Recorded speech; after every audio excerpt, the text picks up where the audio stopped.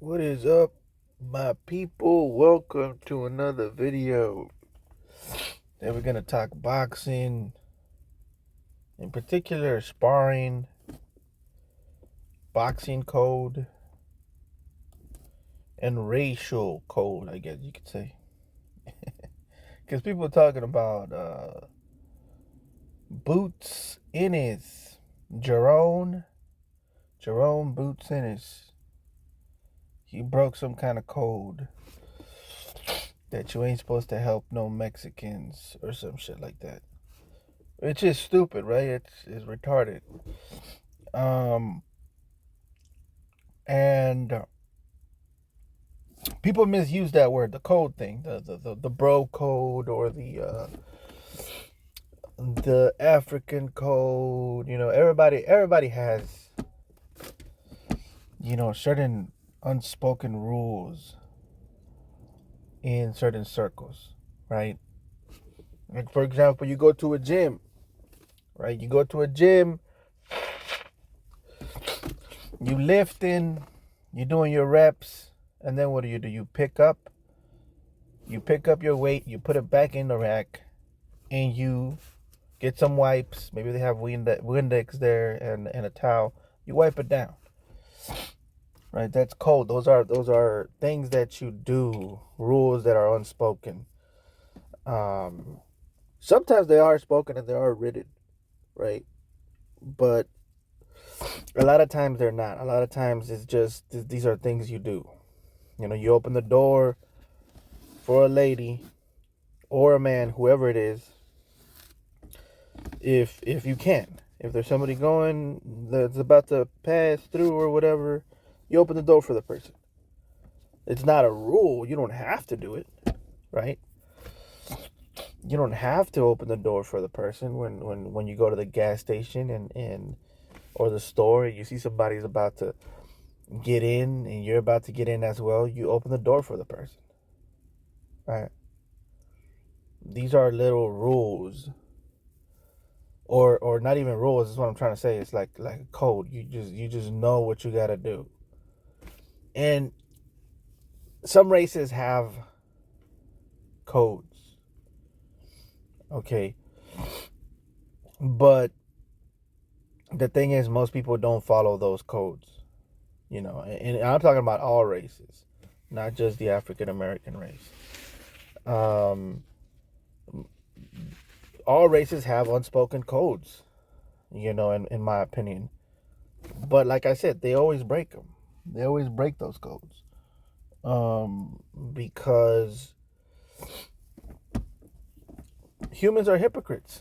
Plain and simple. Humans in general are just hypocrites, and they use these codes or these rules to demonize each other, to attack each other, and to say that they're better than the other person or this, that, and the other. When really, all these codes are meant to do in any race is to keep the peace and to help each other out. You know what I mean? To keep it going forward, to keep it moving forward, and to help each other out. This is why these unspoken rules are made. This is why you put your weights back on the racket so that the person that's coming after you doesn't have to trip over your shit. You know what I mean? Like, this is why you open the door for people so that you don't have to think about who's gonna go first or you don't have to bump into a person or whatever. These are things that make life easier for one another. You know. In Japan, they're all about the code. About their code. I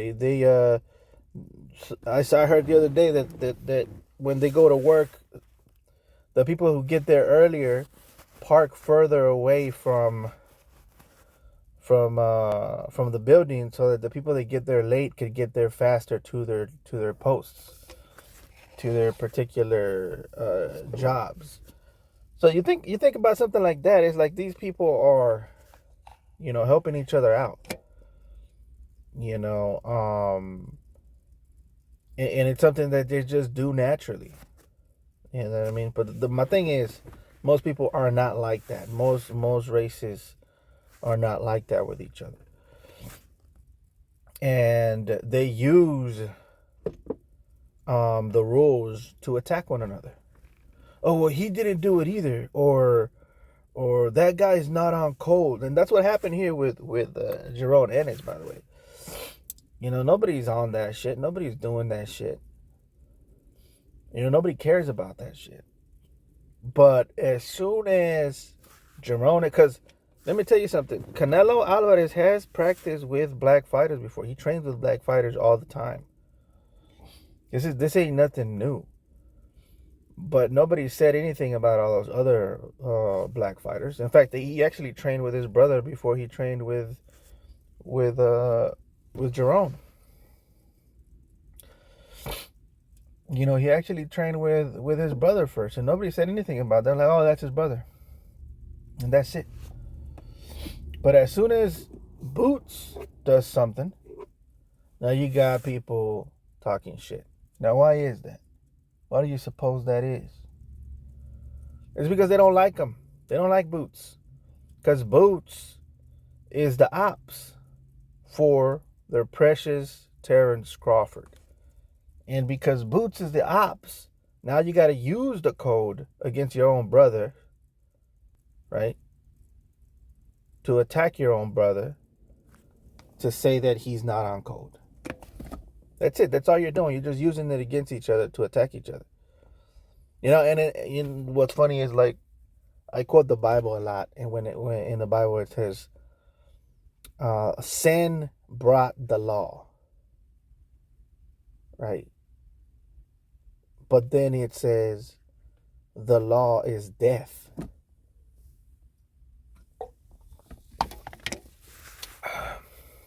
Why is that? Because that's all y'all doing.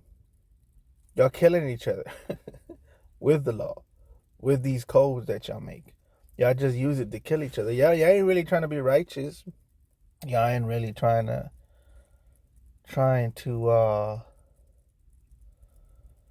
do things right, to help one another. Because that's really what you're supposed to be doing. Is these rules and regulations are supposed to be there to show an example of how to do things for the young people and for the ones that are coming behind you. That's why you follow the rules. You know, like y'all seen that movie No Country for Old Men? And the old guy, he's the whole movie is about questioning why you do things the right way when we all gonna die anyways. You know, and you got Anton Chigurh killing everybody, right? The guy with the weird haircut and the shotgun with the silencer. And he's going around killing people left and right. You can't do anything about this guy. This guy, he's unstoppable. He's death. He's death incarnate. And the old man, he's constantly, you know, trying to do something about death. Like, man, how can I stop it? How can I stop this? I can't stop it. It took my grandfather. It took my father.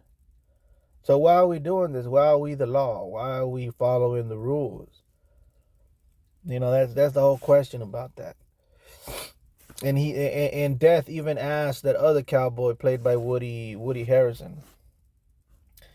He says, if everything you did led you to death, to this, why did you do it? Why did you follow the rules then? Right? Why are you following code? You know, if this is what you're gonna get, you're gonna die in a hotel room. You know, in a cheap suit. For what? And the question is answered at the end of that movie. You do it for the guys that come behind you. You do it for the children that come after you, so that they'll know the conduct that you have to do. They know the rules that you have to follow. They know how to be a gentleman. They know how to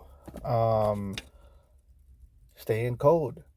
And that'll make life better for everybody around you. Of course, you're going to die. Maybe brutally, maybe not brutally and insignificant. But the point is, you have to be the light bearer for the people. You have to hold that torch for the people that are walking along in the darkness with you. That's the whole point. Because it is a dark world. It is. Because I hear people say that it's a dark, cold world out there. Of course it is. Of course. This is true. And I always say this, and you always hear me be a little pessimist about life and about politics and about how people ain't shit. But at the end of the day, you gotta actually stand in code. Not this bullshit that they talking about, because this bullshit that they talking about, that's not really code. Or maybe it is for black people. I don't know, because I don't know. I don't know what if they have like actual certain rules or whatever. But I know for me, this is why you do it. This is my thoughts on the matter, and it has nothing to do with race. In my opinion, it does,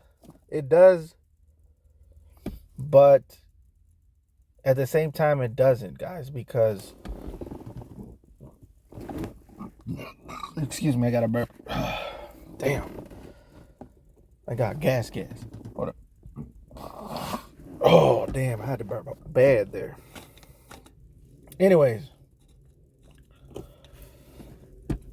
the reason I don't think it has to do much with race is because most of the best empires in the world and the best societies in the world, they all have one thing in common, is that they were mixed with other cultures, with other people, with other countries, and a lot of them were nation states. And nation states don't really have a race. For example, let's look at the Greeks. Now, the Greeks were a people, but they were a very diverse people. So maybe the Greeks, not so much, but definitely the Romans. The Romans, defined themselves by the place that they lived, not the people. You see what I mean? It's like, for example, the Greeks, they could move away from Greece and go to Africa and still be considered Greek. You see what I mean? But the Romans, the place defined them as Romans. And the Romans were represented by representatives, right? They were the first republic was the Romans, right? And they represented all people, and they let other people join that weren't necessarily of Roman origins.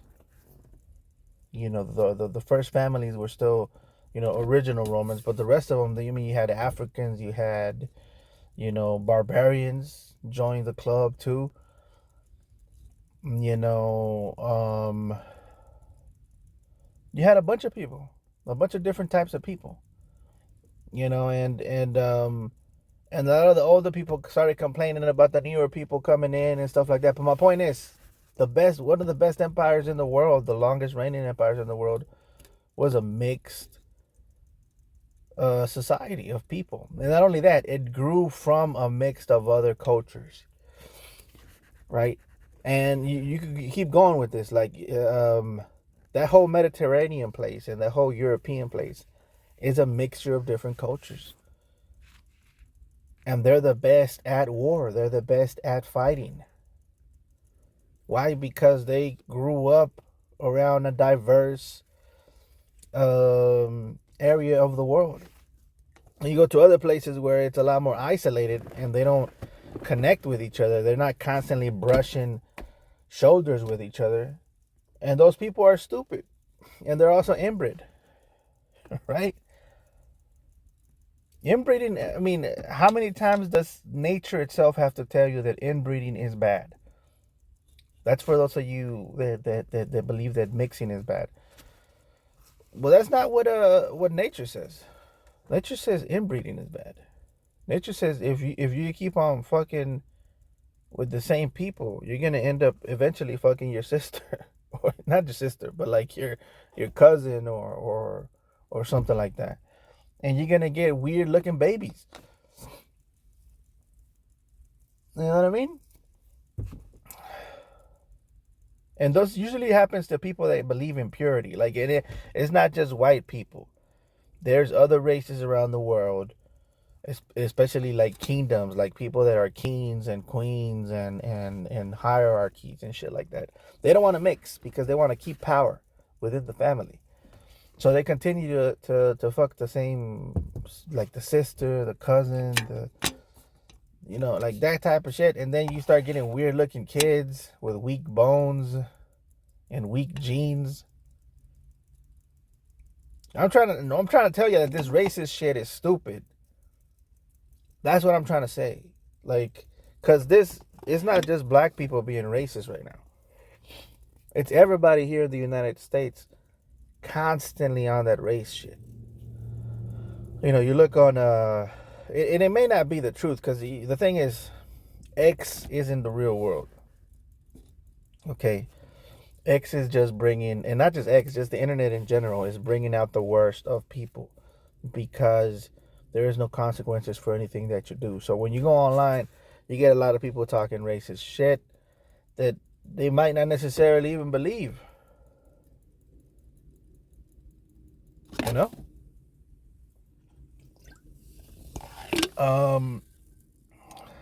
But the thing is, you do hear online talking about, a lot of people repeating dumb shit like diversity kills or some shit like that.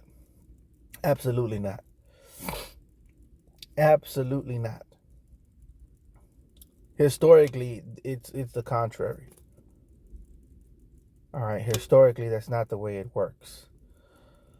There does have to be a unity of ideas moving forward, right? There does need to be that. But if you want to see what really kills most empires, and listen, there's no perfect empire. Every empire must fall. It rises and falls, right?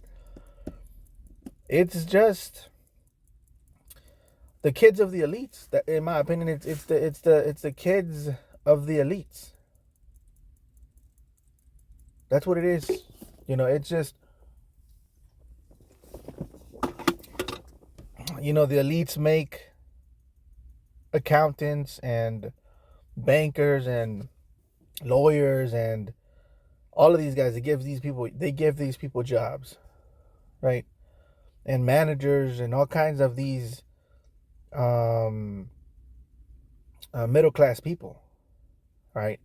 And they put them in charge of the money, right? They put them in charge of making more money and making businesses and all that. And at the beginning, it's good or whatever, right? But then the older people die from the rich elite, and you get these younger people coming in. And when those younger people come in, they want more. They don't just want what they have. They want more. They want a bigger piece of the pie. They're wasteful. They don't really care about the middle class. The people that I just mentioned, the bankers, the managers, the lawyers, all of these people. They don't really care about them. They just want more. And so that's basically what happens in every empire. And it's happening right now. You got the kids of rich people in charge. And they want more. And they're cutting all kinds of shit. They're cutting all kinds of benefits for the middle class and for poor people. And they're getting bigger slice of the pie for themselves. For what? For no reason other than they just want more. And they can do it because they're in charge. That's just basically what it is, and that's basically the beginning of the end. From the beginning of the end to the decline, it's like that. It's gonna happen immediately. You're not even gonna realize it. We're already gonna be a third world country. We're on right now on the stage of decline, and we're about to enter collapse, in my opinion. So we're already declining. Like everything's already like expensive. Gas is sometimes expensive, sometimes it isn't. So that's the only thing that's kind of like okay. But everything else is expensive as hell. Everything's getting, crazy. Um, so that's my opinion, right? But the reason I say this is because um,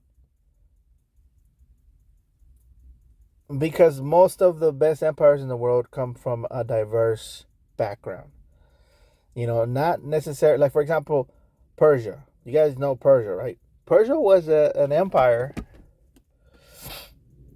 with mixed cultures, all kinds of mixed cultures from Asia, from all over the place. One of the best empires ever, right? Down in history as one of the best ever.